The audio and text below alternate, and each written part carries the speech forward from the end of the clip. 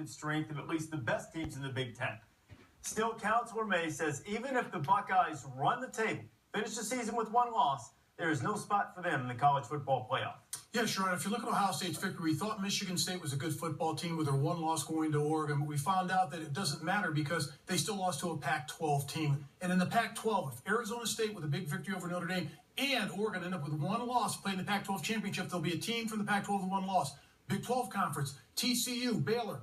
At least one of those teams will end up with one loss, maybe two. Alabama's big win at LSU. They beat Mississippi State. There'll probably be two teams from the SEC with one loss. Florida State from the ACC, they'll end up undefeated. So you're looking at teams from other conferences, or Power 5 conferences, that will have better records or at least equal records with playing tougher schedules. And the Big Ten Conference is probably the second weakest conference.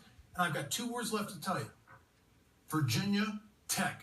From the weakest of the Big 5 conferences. It's quite an albatross, Counselor Holtz. I tell you what, but he is so anti-Ohio State, he has been forever. So let me. That's irrelevant. Okay. Right from the record. What we're looking at who's the best football team at the present time going in. It has a pretty comparable record.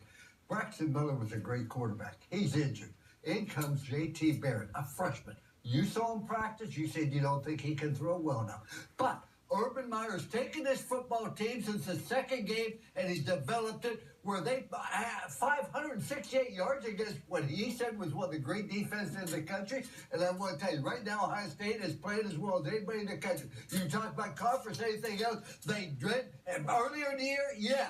Right now, they are definitely one of the 4 best teams in the country. But body of work, strength of schedule, it's not just here. It's the entirety of this isn't easy to say. I want to know what case you're bringing before this court.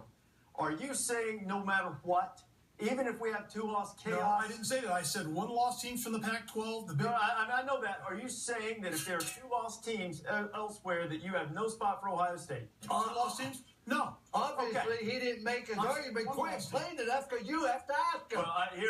Well, here's what this court rules.